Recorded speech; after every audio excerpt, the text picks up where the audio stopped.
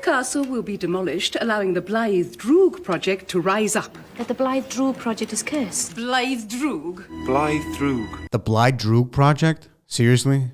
Seriously? Hello everybody, my name is Michael Novak and welcome to Doctor Who Is My Life, and welcome to the review of the 11th episode of the first series of the rebooted series entitled Boomtown. Now, as is tradition on the Doctor Who Is My Life channel, we will start the review with a short recap. Now, the episode begins with the Tardis landing in Cardiff, Wales, present day, to refuel. As we discovered in episode 3, The Unquiet Dead, Cardiff is built on top of a rift in time and space, and therefore the Doctor can use the residual energy from the rift to fuel the Tardis. It takes approximately 24 hours for the Tardis to refuel, and because of this, Rose and the Doctor and Captain Jack are stuck in Cardiff for the day. Mickey Smith also shows up upon Rose's request to bring her passport. The four of them go out to explore the town and have some fun. The fun doesn't last long, however, as the Doctor discovers Margaret Blaine, a Slitheen from the two-parter Aliens of London and World War III, on the front page of the local newspaper. Margaret Blaine is now the mayor of Cardiff, and her big project is a nuclear power station scheduled to be built in the middle of Cardiff. The team goes to locate her at the city hall, but Margaret tries to escape. After a long chase, she teleports away, but the Doctor reverses the teleport and she is ultimately captured by the gang. We discover that the nuclear power station is built to explode when it reaches full capacity. A meltdown of the nuclear power station would cause the entire planet to be ripped apart. Margaret is in possession of a tribophysical waveform microkinetic extrapolator.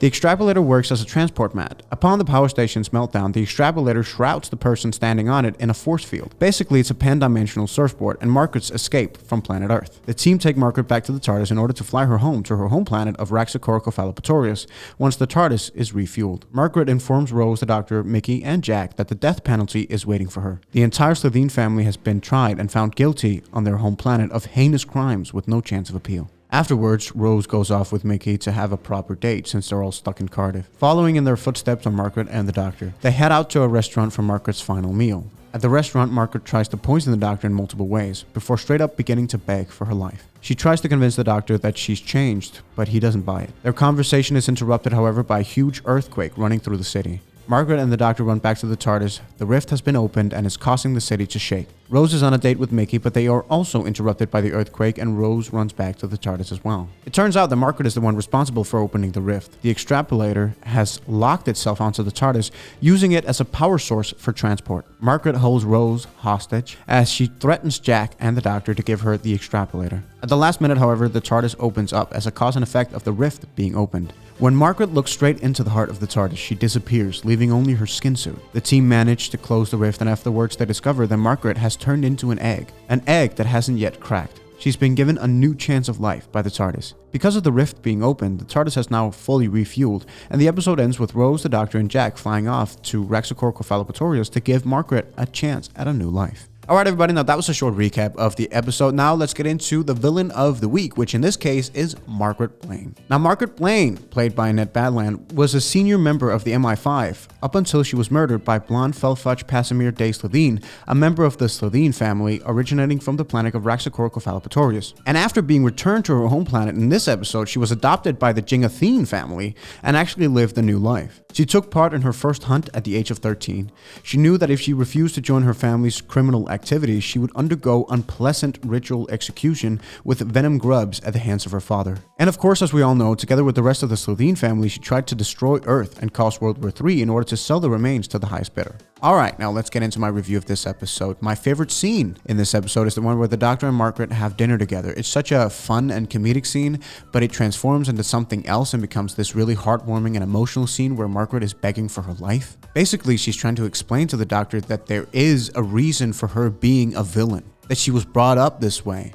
And it brings the moral question of, can we blame Margaret for the person she's turned out to be? If she was raised by her family to be a hunter, to be a killer, to be a villain, why would we expect her to become something else? In the family Slitheen, we had no choice. I was made to carry out my first kill at 13. If I'd refused, my father would have fed me to the venom grubs. If I'm a killer, it's because I was born to kill. It's all I know.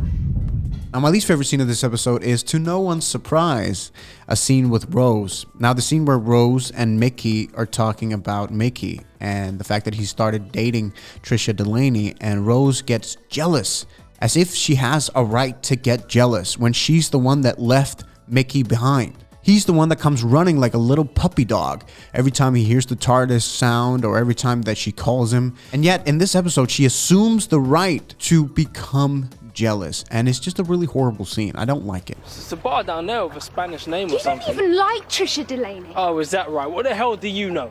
I know you, and I know her, and I know that's never gonna happen. So who do you think you're kidding? At least I know where she is. It's got nothing to do with Trisha. This is all about me, isn't it? You left me!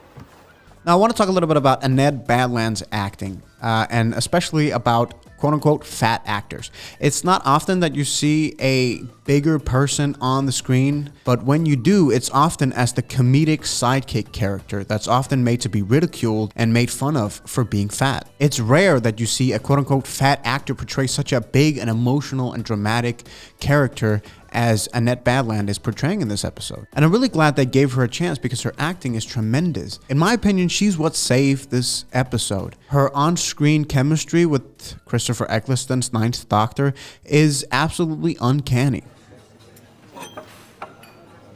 Thank you. Pleasure. As a final resort, the excess poison can be exhaled through the lungs. That's better. Now then, what do you think? Steak looks nice. Steak and chips.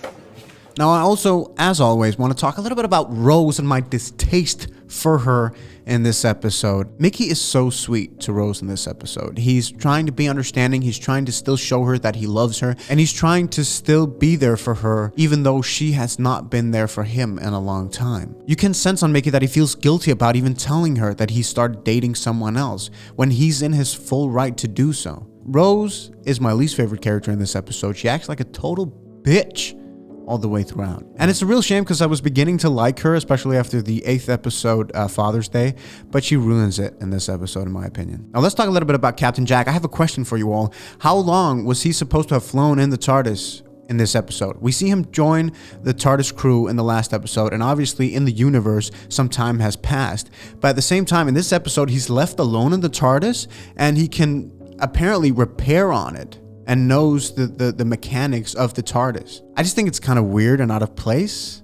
And I feel like it's filler because they were like, we don't know what to do with Captain Jack in this episode, so I guess we should just have him in the TARDIS fixing stuff. If any of you have read somewhere why this is, please let me know in the comment section. All right, now let's get into the rating of this episode. Actually, I'm going to give this one 5 out of 5 TARDISes because I think it's such a gem and such an underrated and overlooked episode. I think it's pure genius. Mostly because of Annette Badland's acting and because of Christopher Eccleston's acting as well. But Captain Jack Harkness, John Barrowman is also really great in this. And I don't know, it's just a really, really good episode. But it's all food for thought. Be sure to let me know in the comment section below what you thought of this episode. Are you a fan of it? Or did you think it was just filler and pointless? Let me know. Also, be sure to check out my main channel, Michael Novak, that I've been running for over 10 years. There will be a link somewhere. And yeah, I can't wait to see you all again next week for a review of the episode Bad Wolf. I'm looking forward to this one. Okay, thanks for watching. Bye.